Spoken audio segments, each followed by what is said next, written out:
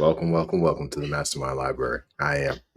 They call me Ferdinand, the bringer of balance, leader of many disciplines, and your host of the MasterMind Library, the home of the MasterMind Book Club on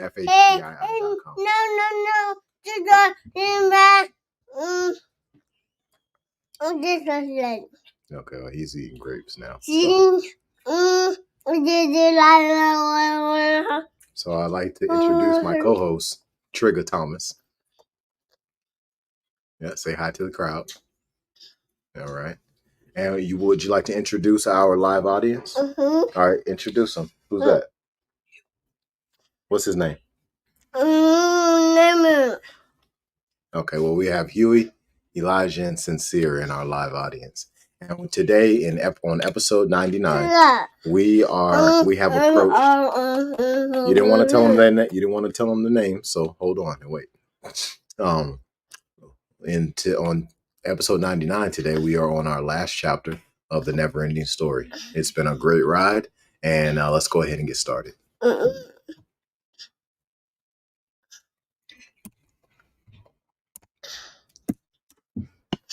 All right, that is episode 20. That's chapter 25. We need chapter 26. There we go. The water of life.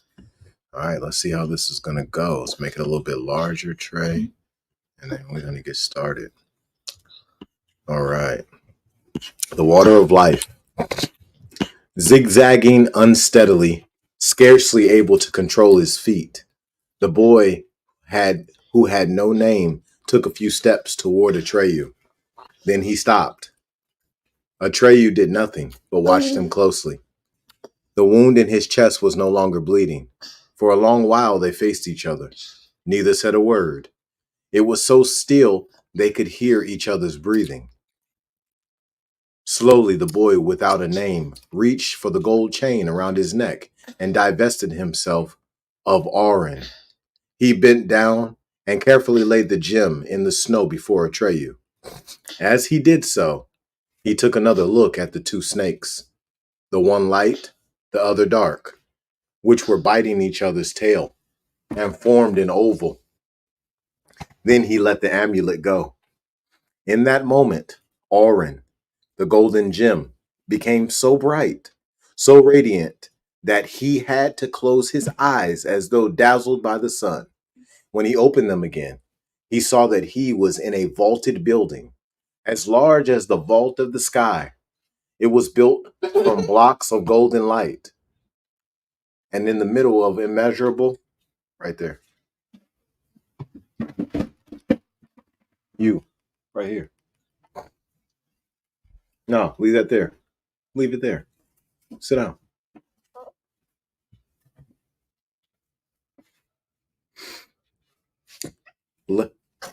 You want to get in the push-up position for the rest of the time that I'm reading? Do you want to get in the push-up position for the rest of the time that I'm reading? If that's what you'd like, all you got to do is interrupt me one more time.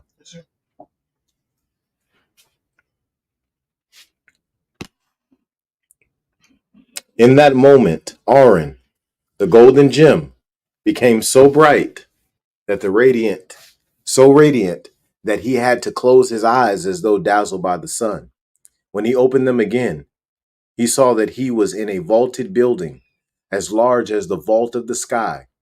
It was built from blocks of golden light, and in the middle of this immeasurable space lay, as big as the ramparts of a town, the two snakes. Atreyu, Falcor, and the boy without a name stood side by side, near the head of the black snake, which held the white snake's tail in its jaws. The rigid eye, with its vertical pupil, was directed at the three of them. Compared to the eye, they were tiny. Even the luck dragon seemed no larger than a white caterpillar. The motionless bodies of the snakes glistened like some unknown metal. The one black as night, the other silvery white. The havoc they could wreak was checked only because they held each other prisoner. If they let each other go, the world would end. That was certain. But while holding each other fast, They guarded the water of life. For in the center of the edifice they encircled, there was a great fountain. Its beam danced up and down, and in falling created and dispersed thousands of forms far more quickly than the eye could follow. The foaming water burst into a fine mist, in which the golden light was refracted from all the colors of the rainbow. The fountain roared and laughed and rejoiced with 1,000 voices. As though parched with thirst, the boy without a name looked at the water. But how was he to reach it? The snake's head did not move. Then Falcor raised his head. His ruby red eyeballs glittered. Do you understand what the water is saying? He asked. No, said Atreyu. I don't. I don't know why, said Falcor, but I understand perfectly. Maybe because I'm a luck dragon. All the languages of joy are related. What does the water say? Atreyu asked. Falcor listened closely and slowly repeated what he heard. I am the water of life. Out of myself I grow. The more you drink of me, the fuller I will flow. Again he listened a while. Then he said, it keeps saying, drink, drink, do what you wish. How can we get to it? Atreyu asked. It's asking us our names, Falcor reported. I'm Atreyu, Atreyu cried. I'm Falcor, cried Falcor. The boy without a name was silent. Atreyu looked at him, then took him by the hand and cried, He's Bastion Balthasar Bucks. It asks, Falcor translated, why he doesn't speak for himself. He can't, said Atreyu. He has forgotten everything. Falcor listened again to the roaring of the fountain. Without memory, it says, he cannot come in. The snakes won't let him through. Atreyu replied, I have stored up everything he told us about himself and his world. I vouch for him. Falcor listened. It wants to know by what right. I am his friend, said Atreyu. Again, Falcor listened attentively. That may not be acceptable, he whispered to Atreyu. Now it's speaking of your wound. It wants to know how that came about. We were both right, said Atreyu, and we were both wrong. But now Bastion has given up Orin of his own free will. Falcor listened and nodded. Yes, he said, it accepts that. This place is Orin. We are welcome, it says. Atreyu looked up to the enormous golden dome. Each of us, he whispered, has worn it around his neck. You too, Falcor, for a while. The luck dragon mentioned him to be still and listened again to the sound of the water. Then he translated. Orin is the door that Bastion has been looking for. He carried it with him from the start. But, it says, the snakes won't let anything belonging to Fantasia cross the threshold. Bastion must therefore give up everything the childlike empress gave him. Otherwise, he cannot drink of the water of life. But we are in her sign, cried Atreyu. Isn't she herself here? It says that Moonchild's power ends here. She is the only one who can never set foot in this place. She cannot penetrate to the center of Orin because she cannot cast off her own self. Atreyu was too bewildered to speak. Now, said Falcor, it's asking whether Bastion is ready. At that moment, the enormous black snake's head began to move very slowly, though without releasing the white snake's tail. The gigantic bodies arched until they formed a gate, one half of which was black and the other white. Atreyu took Bastion by the hand and led him through the terrible gate toward the fountain, which now lay before them in all its grandeur. Falcor followed. As they advanced, one after another of Bastion's Fantasian gifts fell away from him. The strong, handsome, fearless hero became again the small, fat, timid boy.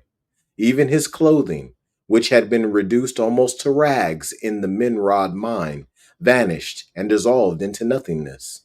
In the end, he stood naked before the great golden bowl, at the center of which the water of life leapt high into the air like a crystal tree.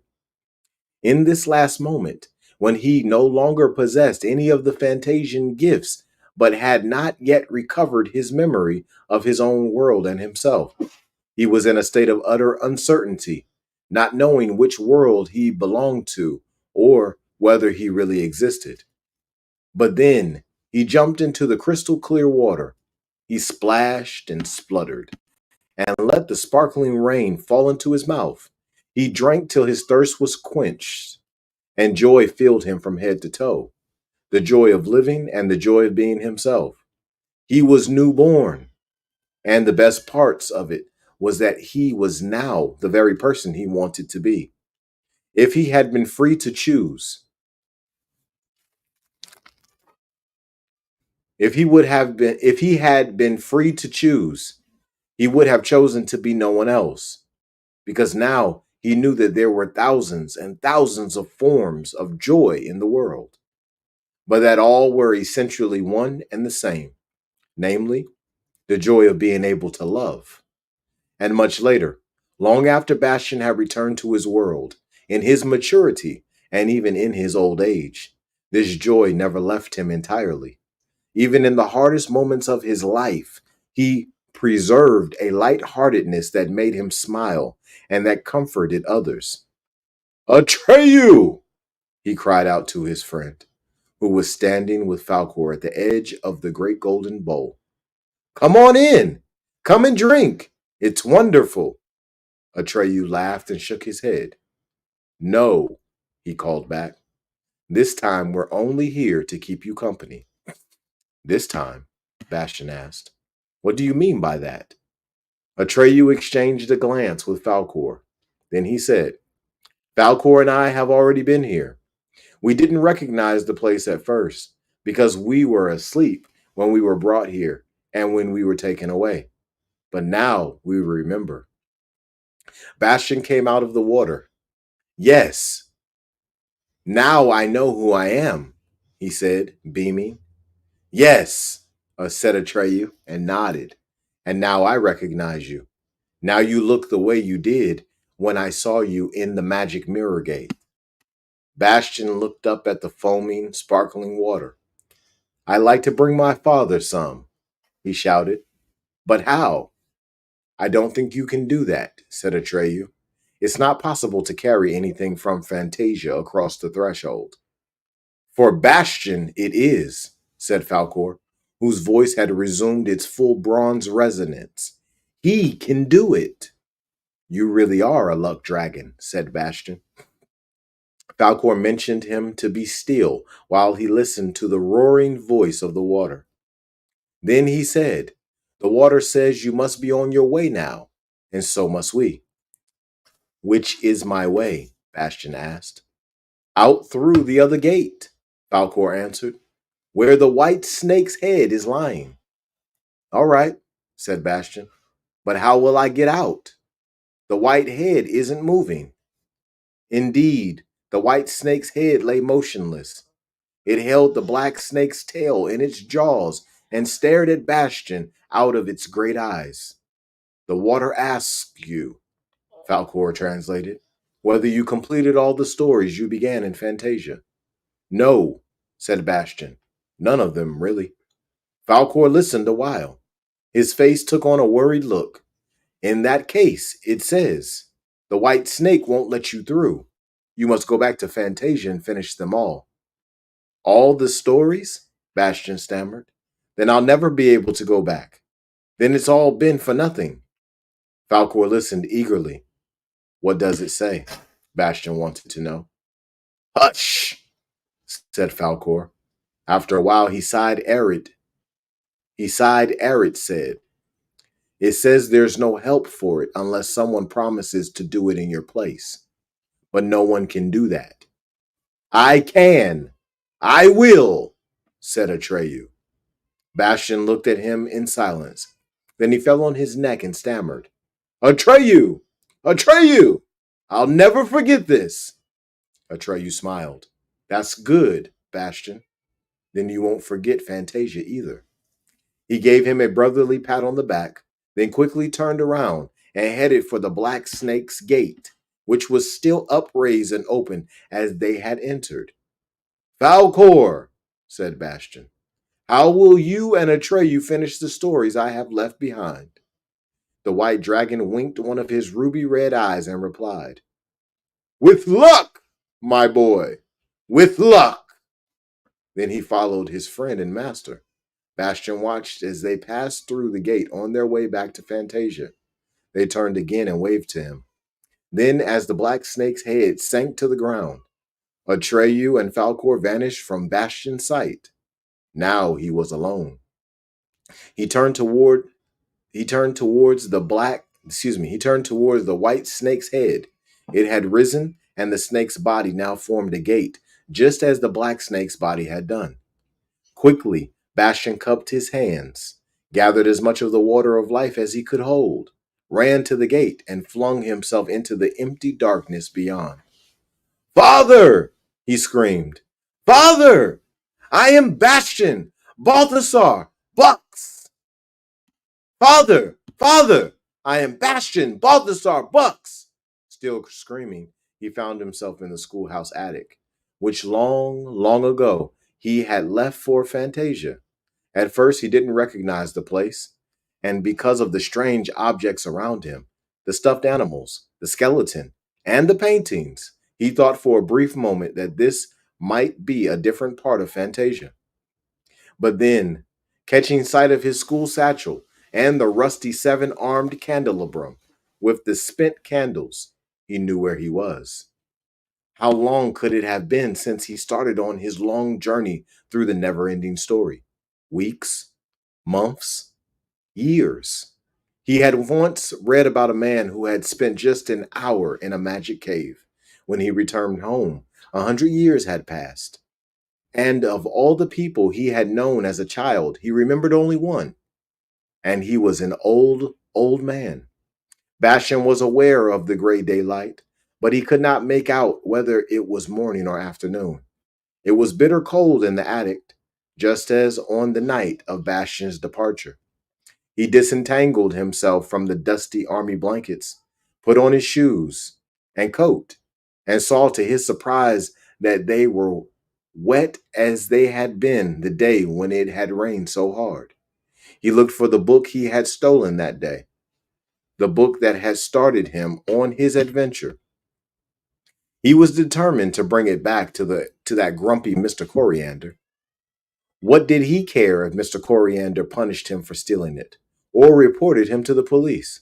A person who had ridden on the back of the many-colored death didn't scare so easily. But the book wasn't there. Bastion looked and looked. He rummaged through the blankets and looked in every corner, without success. The never-ending story had disappeared. Oh well, Bastion finally said to himself. I'll have to tell him it's gone. Of course he won't believe me. There's nothing I can do about that. I'll just have to take the consequences. But maybe he won't even remember the book after all this time. Maybe the bookshop isn't even there anymore. He would soon find out how much time had elapsed. If when he passed through the schoolhouse, the teachers and pupils he ran into were unknown to him, he would know what to expect. But when he opened the attic door and went down the stairs, there wasn't a sound to be heard. The building seemed deserted, and then the school clock struck 9. That meant it was morning, so classes must have begun. Bastion looked into several classrooms. All were empty. When he went to a window and looked down into the street, he saw a few pedestrians and cars. So the world hadn't come to an end. He ran down the steps and tried to open the big front door, but it was locked. He went to the janitor's closet, rang the bell and knocked, but no one stirred. What was he to do? He couldn't just wait for someone to turn up. Even if he had spilled the water of life, he wanted to go home to his father. Should he open a window and shout until somebody heard him and had the door opened? No, that would make him feel foolish. It occurred to him that he could climb out of a window, since the windows could be opened from the inside. But the ground floor windows were all barred. Then he remembered that in looking out the second floor window, he had seen some scaffolding. Evidently, the facade was being refurbished. Bastian went back up to the second floor and opened the window. The scaffolding consisted only of uprights with boards placed horizontally between them at intervals. He stepped out on the top board, which swayed under his weight. For a moment, his head reeled and he felt afraid, but he fought his dizziness and fear. To someone who had been Lord of Parolin, this was no problem, even if he had lost his fabulous strength, and even though the weight of his little fat body was making things rather hard for him. Calmly and deliberately, he found holds for his hands and feet and climbed down. Once he got a splinter in his hand, but such trifles meant nothing to him now. Though slightly overheated and out of breath, he reached the street in good shape. No one had seen him. Bastian ran home. He ran so hard that the books and pens in his satchel jiggled and rattled to the rhythm of his steps. He had a stitch in his side, but in his hurry to see his father, he kept on running. When at last he came to the house where he lived, he stopped for a moment and looked up at the window of his father's laboratory. Then suddenly he was seized with fear. For the fast time, it occurred to him that his father might not be there anymore. But his father was there and must have seen him coming. For when Bastian rushed up the stairs, his father came running to meet him. He spread out his arms, and Bastian threw himself into them. His father lifted him up and carried him inside. "Bastian, my boy," he said over and over again. "My dear little boy, where have you been? What happened to you?" A few minutes later, they were sitting at the kitchen table, and Bastian was drinking hot milk and eating breakfast rolls, which his father had lovingly spread with butter and honey.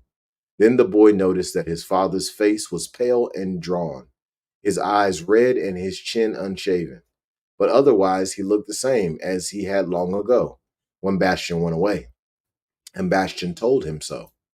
"Long ago?" his father asked in amazement. "What do you mean? How long have I been gone?" "Since yesterday, Bastian, since you went to school. But when you didn't come home, I phoned your teachers and they told me you hadn't been there. I looked for you all day and night, my boy. I feared the worst. I put the police on your trail." "Oh, God, Bastian, what happened? I've been half crazy with worry." "Where have you been?" Then Bastian began to tell his father about his adventures. He told the whole story in great detail. It took many hours. His father listened as he had never listened before. He understood Bastian's story. At about midday, he interrupted Bastian for a little while. First, he called the police to tell them his son had come home and that everything was all right. Then he made lunch for both of them, and Bastian went on with his story. Night was falling by the time Bastian came to the water of life and told his father how he wanted to bring him some but had spilled it. It was almost dark in the kitchen. His father sat motionless. Bastian stood up and switched on the light. And then he saw something he had never seen before. He saw tears in his father's eyes. And he knew that he had brought him the water of life after all. Bastian's father set him down on his lap and hugged him. When they had sat like that for a long while, his father heaved a deep sigh, looked into Bastian's face, and smiled. It was the happiest smile Bastian had ever seen on his face. "From now on," said his father, "everything is going to be different between us. Don't you agree?" Bastian nodded. He couldn't speak. His heart was too full. Next morning, the winter's first snow lay soft and clean on Bastian's windowsill. The street sounds that came to him were muffled. "Do you know what, Bastian?" said his father at breakfast. "I think we two have every reason to celebrate. A day like this happens only once in a lifetime, and some people never have one. So I suggest that we do something really sensational. I'll forget about any work, and you needn't go to school. I'll write an excuse for you. How does that sound? Good. School? Said Bastion. Is it still operating? When I passed through the building yesterday, there wasn't a soul. Not even the janitor was there. Yesterday, said his father. Yesterday was Sunday. Bastion stirred his cocoa thoughtfully. Then he said in an undertone, I think it's going to take me a little while to get used to to things again. Exactly, said his father. And that's why we're giving ourselves a little holiday. What would you like to do? We could go for a hike in the country, or we could go to the zoo. Either way, we'll treat ourselves to the finest lunch the world has ever seen. This afternoon, we could go shopping and buy anything you like. And tonight, how about the theater? Bastion's eyes sparkled. Then he said firmly, Wonderful, but there's something I must do first. I have to go and tell Mr. Coriander that I stole his book and lost it. Bastion's father took his hand. If you like, he said, I'll attend to that for you. No, said Bastion, it's my responsibility. I want to do it myself, and I think I should do it right away. He stood up and put on his coat. His father said nothing, but the look on his face was one of surprise and respect. Such behavior in Bastion was something new. I believe, he said finally, that I too will need a little time to get used to things. Bastion was already in the entrance hall. I'll be right back, he called. I'm sure it won't take long. Not this time. When he came to Mr. Coriander's bookshop, his courage failed him after all. He looked through the pane with the ornate lettering on it. Mr. Coriander was busy with a customer, and Bastion decided to wait. He walked up and down outside the shop. It was snowing again. At last, the customer left. Now, Bastion commanded himself, remembering how he had gone to meet Grograman in Goab, the desert of colors. He pressed the door handle resolutely. Behind the wall of books at the far end of the dimly lit room, he heard a cough. He went forward. Then, slightly pale, but with grave composure, he stepped up to Mr. Coriander, who was sitting in his worn leather armchair as he had been at their last meeting. For a long time, Bastion said nothing. He had expected Mr. Coriander to go red in the face and scream at him, Thief! Monster! Or something of the kind.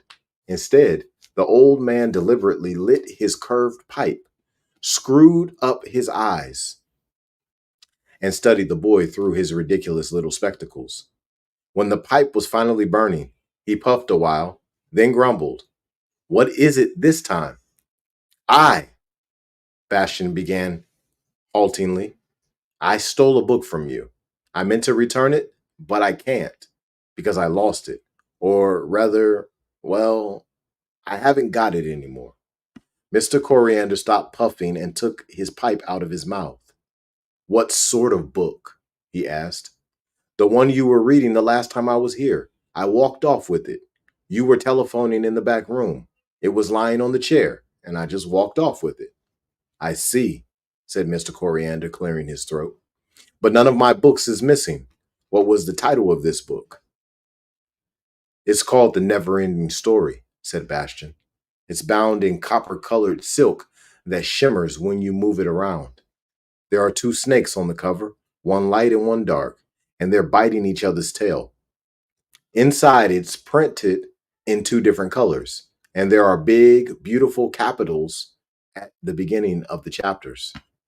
This is extremely odd, said Mr. Coriander. I've never had such a book. You can't have stolen it from me. Maybe you swiped it somewhere else. Oh, no, Bastion assured him. You must remember. It's... He hesitated, but then he blurted it out. It's a magic book. While I was reading it, I got into the never-ending story, and when I came out again, the book was gone. Mr. Coriander watched Bastion over his spectacles. Would you be pulling my leg, by any chance? No, said Bastion in dismay. Of course not. I'm telling you the truth. You must know that. Mr. Coriander thought for a little while. Then he shook his head. Better tell me all about it. Sit down, my boy. Make yourself at home. He pointed his pipe stem at a second armchair facing his own, and Bastian sat down. And now, said Mr. Coriander, tell me the whole story, but slowly, if you please, and one thing at a time. And Bastian told his story. He told it a little more briefly than he had to his father, but since Mr. Coriander listened with keen interest and kept asking for details, it was more than 2 hours before Bastian had done. Heaven knows why, but in all that long time they were not disturbed by a single customer. When Bastian had finished, Mr. Coriander puffed for a long while, as though deep in thought. At length he cleared his throat, straightened his little spectacles, looked Bastian over, and said, One thing is sure, you didn't steal this book from me, because it belongs neither to me, nor to you, nor to anyone else. If I'm not mistaken, the book itself comes from Fantasia. Maybe at this very moment, who knows, someone else is reading it. Then you believe me? Bastian asked. Of course I believe you, said Mr. Coriander. Any sensible person would. Frankly, said Bastian, I didn't expect you to. There are people who can never go to Fantasia, said Mr. Coriander, and others who can, but who stay there forever. And there are just a few who go to Fantasia and come back, like you. And they make both worlds well again. Oh, said Bastian, blushing slightly. I don't deserve any credit. I almost didn't make it back. If it hadn't been for Atreyu, I'd been stuck in the city of old emperors for good. Mr. Coriander nodded and puffed it at his pipe. He grumbled. You're lucky having a friend in Fantasia. God knows it's not everybody who can say that. Mr. Coriander, Bastian asked, how do you know all that? I mean, have you ever been to Fantasia? Of course I have, said Mr. Coriander. But then, said Bastian, you must know Moonchild. Yes, I know the childlike empress, said Mr. Coriander, though not by that name. I called her something different. But that doesn't matter. Then you must know the book, Bastian cried. Then you have read the NeverEnding Story. Mr. Coriander shook his head. Every real story is a never-ending story. He passed his eye over the many books that covered the walls of his shop from floor to ceiling, pointed the stem of his pipe at them, and went on. There are many doors to Fantasia, my boy. There are other such magic books. A lot of people read them without noticing. It all depends on who gets his hands on such books. Then the never-ending story is different for different people. That's right, said Mr. Coriander. And besides, it's not just books. There are other ways of getting to Fantasia and back. You'll find out. Do you think so? Bastian asked hopefully. But then I'd have to meet Moonchild again, and no one can meet her more than once. Mr. Coriander leaned forward and lowered his voice. Let an old Fantasia hand tell you something, my boy. This is a secret that no one in Fantasia can know. When you think it over, you'll see why. You can't visit Moonchild a second time. That's true. But if you can give her a new name, you'll see her again. And however often you manage to do that, it will be the first and only time. For a moment, Mr. Coriander's bulldog face took on a soft glow, which made it look young and almost handsome. Thank you, Mr. Coriander, said Bastian. I have to thank you, my boy, said Mr. Coriander. I'd appreciate it if you dropped in to see me now and then. We could exchange experiences. There aren't many people who can discuss these things with. He held out his hand to Bastian. Will you? Gladly, said Bastian, taking the proffered hand. I have to go now. My father's waiting, but I'll come and see you again. Mr. Coriander took him to the door. Through the reverse writing on the glass pane, Bastian saw that his father was waiting for him across the street. His face was one great beam. Bastian opened the door so vigorously that the little glass bells tinkled wildly and ran across to the father. Mr. Coriander closed the door gently and looked after father and son. Bastian, Balthasar, Bucks, he grumbled. If I'm not mistaken, you will show many others the way to Fantasia, and they will bring us the water of life. Mr. Coriander was not mistaken, but that's another story and shall be told another time. And that concludes The NeverEnding Story by Michael Ende. I hope everybody out there enjoyed The NeverEnding Story. That is, we have completed the seventh book. We have completed the seventh book of our of the MasterMind Library, the very first 7 books, and we will always conclude each 7 books with a story for the children, a book for the children. So we have done that with The NeverEnding Story. And thank y'all very much for being here on episode 100. Yeah, let me turn you around, buddy, so you can talk. On episode 100, we will on episode 100, we will be starting Simulacra and Simulation. And out of the Matrix series, Matrix 1, 2, 3, and 4, it is the only book that's featured in that movie series. And it is featured in the very first movie, The Matrix. So we will be reading that book starting on episode 100 tomorrow. I look forward to all of y'all being here, and hope you gained something from this, and hope you're going to gain something very soon from Simulacra and Simulation. All right, y'all take care, be blessed, and expose your gift.